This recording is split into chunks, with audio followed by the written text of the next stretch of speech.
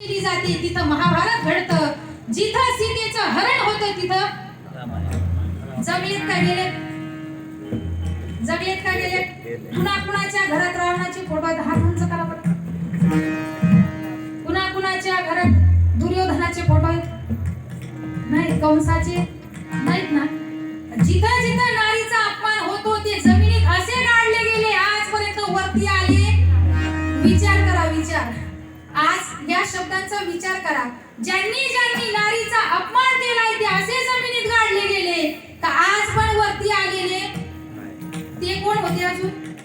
ते कोण होते?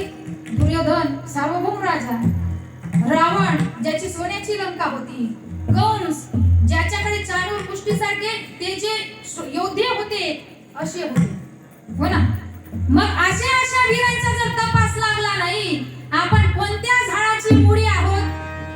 आपलं अस्तित्व सांगते दोन शब्दात. गाजराची पुंगी वाजली तर वाजली, नाही तर मोडून खाल्ली, असा शब्द प्रचार आहे पुढे.